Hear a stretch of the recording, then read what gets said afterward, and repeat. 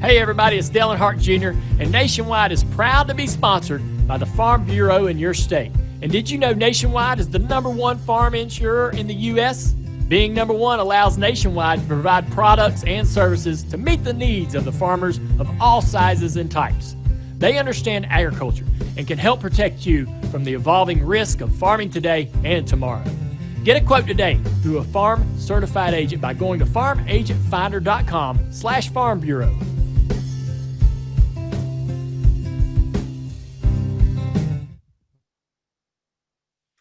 Again, we are happy to have Nationwide sponsoring this session here today. Bruce, you gave us a title of Farm CFO, Chief Financial Officer, is doing more than a tax return. Really? I didn't know that. I always thought that that was enough, but farm record keeping is a powerful tool we can use to make good decisions. And so if we're going to do more than a tax return, what are those components to the record keeping system that will provide value to a CFO or a management team on the farm? Yeah, I think there's three things to consider. Thanks, Chris, for having me on and Nationwide supporting this part of Ask the Expert. And so your question is about, three things that I would identify as really key components to a record-keeping system. And I've learned these by, I think, listening to some farmers that had struggled. And one would be really the essence of record-keeping is to record the data to the level at which they're actually going to use that data. Sometimes software and maybe somebody's expectation is that we have to record our financial information, our production information, really at the extreme level. But honestly, I've seen frustration with farm operators and managers that get bogged down with maybe a piece of software that's demanding on all of the data entry that it requires, but yet they're not in that frame of mind or in the position to use all of that level at that detail. So I caution people on going too deep in the weeds too soon if they're not ready for all that information. So that's number one. Okay. Number two key component is making sure that that data is readily available to be used by the team throughout whatever that fiscal year is. For example, crop production. We may have many of our expenses identified at some point in the growing season, and yet we might have unpriced commodities out there. So is that then now becoming more of our marketing plan, knowing our cost of production? And so if we have that information all summarized and readily available, kind of as in real time as possible, could that real-time information really help us to know when to pull that trigger, to know that I will be profitable at this price point at this time? And maybe it's a cash flow piece of information, but maybe it's also, maximizing profits. So that's number two, is to make sure that that data is readily available for the team to regularly review and use. And then lastly, just recognize that the tax return, the 1040 and the Schedule F is really a poor financial document to give a farm operation really a true picture of the financial health. And so we try to, certainly it's great information and the IRS needs it. We actually need it because it's a lot of the cash ins and outs of the business. But at the end of the year, we need to do a little bit more than just a tax return. We need to balance that with some balance sheets at the beginning and the end of the year to really make it more robust and powerful to make decisions for planning into the future. One of the comments, I'm going to follow up to that question before we move on to the next one. One of the comments you made was having this information readily available to the team. And, at least I know many of the farmers that I grew up with and that I'm still around today in my role, they're very tight about their fiscal situation. That's my knowledge, and that's the only person that needs to know that. How do you overcome that barrier in terms of getting people to understand that making that information available to, whether that be your grain marketer, whether that be your lender, whether that be, is actually a benefit. Yeah, I think another partner in there that should be on that team, and lenders are going to want to know, because certainly your lenders are going to have a financial position to evaluate for the extension of loans and service that they're providing financially. It comes down to relationships, as some of our colleagues say, is having that relationship that's a quality relationship, and it's professionally understanding what the other party needs. And I guess the person that I would add to that circle of trusted people would be the senior generation communicating with the next generation, that junior generation that's up and coming. One gap I see is that, not everywhere, but there's a reluctance sometimes for the senior generation to share the financial position and the profit potential for this farm business. As we plan for succession and we have a generation exiting a farm business or transitioning to exit a farm business, how well informed is the junior generation on fiscal matters and record keeping? Because I see, maybe a junior generation sees the success of the senior generation, but they don't know all the details of how actually they were so successful in doing that, or what are the pitfalls. So personally, my opinion is it is the senior generation's responsibility to have that conversation with the junior generation once that relationship is built, and we know that that's transitionally the direction of the farm business. I think that is a great statement, leading right into the next question. Is record keeping just one person's job on the farm? Yeah, so the answer would be yes if there was a farm business that only had one person involved. And so with that said, no, it requires partners in the business. And it certainly is, you might identify a person in the business, whether it's a spouse or another family member or an employee, that is the bookkeeper.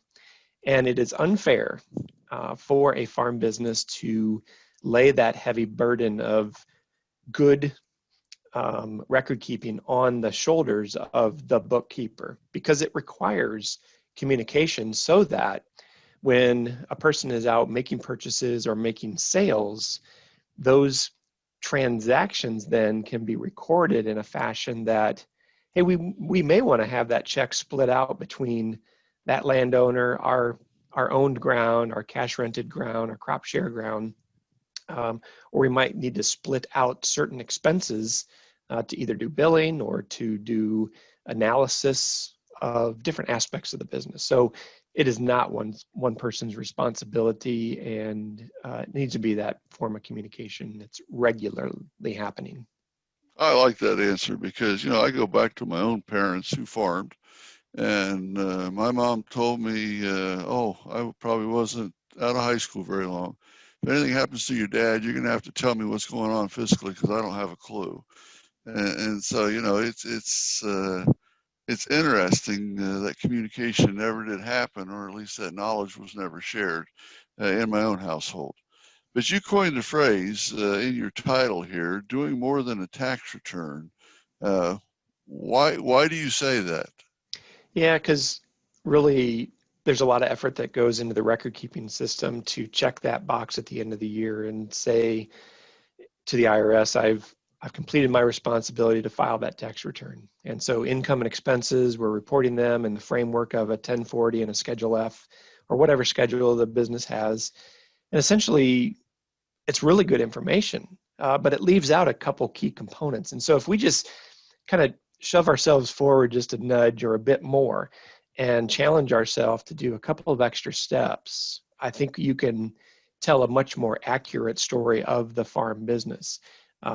Just looking at a tax return, cash accounting system, there can be as much of a 2 or more year lag time between what that tax return kind of tells us as far as the health of the business. And really the reality of it is, yeah, we might have cash in the checking account for a couple of years, but we've really spent all of our other assets, whether we've they're just worn out and depreciated, or we don't have any bushels of grain in the bin, or all of our breeding animals are expiring. And so we've given up all these assets that the IRS tax return doesn't really quantify very well from a net worth and a fiscal health position of the farm. And therefore, the tax return is a very poor document when it comes to giving a full financial health snapshot of a farm business. And therefore, we need a couple of other components. And ideally, that's a balance sheet at the beginning of the fiscal year and a balance sheet at the end of that same fiscal year. And that makes some adjustments for inventory and other assets that really reflect the true profitability and financial health of that farm business. I think it's a great comment, because most of us on our tax returns try to hide as much profitability as we can anyway, because we don't want to pay taxes. So I think what you're saying makes sense. Now, you said earlier that many times people get overwhelmed and you shouldn't keep more records than what you're going to use. What is that baseline that we should all be doing, though? What should we be keeping records of as a farm business?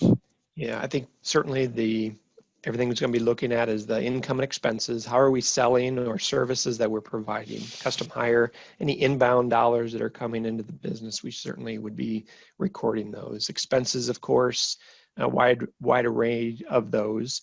The bare minimum of those, categorizing those expenses would be the Schedule F, seed, chemical, fertilizer, the big bucket type of items that at the end of the year, we know we're going to need to have a tax return for this legitimate business that we are at risk in our own dollars operating. Beyond that, certainly production activities, I think, are very important when we come down to assigning the dollars. So let's say we sell $10,000 worth of a commodity. Well, that doesn't really tell us how many bushels that was or where it came from. So we need some production information to go along with that as well, so that we know our year-over-year yields, maybe for the crop insurance agent as well, but also for our own productivity information and how efficient we are on the farm. So production activities are important. Certainly pesticide and nutrient application records are important. Labor demands, if a business has hired labor, we certainly need a record system there for not just the hours and the benefits and workman's compensation, but also, have we trained them to be safe employees on the farm? If there were to be an accident, I advocate that part of our record keeping system and our responsibility as management would be training our employees to be safe, and giving them the tools that they need to return to their home at the end of the day. And if an accident were to happen, an injury or such, we've had a record of, we've done everything we can to make that employment relationship safe. And then we also have land management and other maintenance type things around the farm to record. So there's some big buckets that I would say would be record keeping essentials for a farm business beyond just financial. Very good. There are all kinds of companies out there selling all kinds of record keeping systems. You alluded to earlier that we probably could get too far down into the weeds or get too detailed too quick. Where's a good place to start with the different accounting systems, instead of looking for maybe a software that does everything, including making the butter and slicing it for us? Where do we start? What are those baseline systems that you see that work well?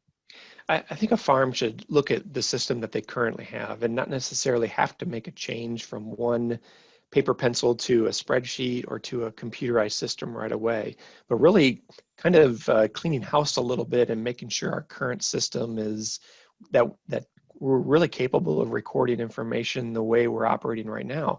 Our extension offices still sell a lot of our bulletins that are record keeping tools, a ledger, refills, a booklet, a bulletin that records farm income and expenses, and even production information.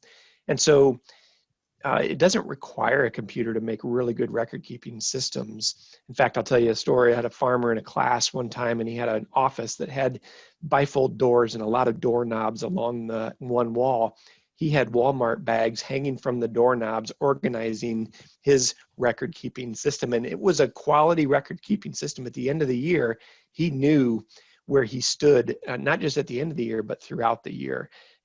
That was his filing system, but then he had a record system that summarized all that information. So a good record keeping system doesn't necessarily have to be computerized, but then there are great computerized options, starting with the basics of a spreadsheet that honestly, the University of Missouri Extension has a great Excel spreadsheet. If somebody were wanting to transition from a paper pencil ledger to an Excel spreadsheet style of record system. Again, the University of Missouri Extension, you can Google that for a record keeping Excel spreadsheet.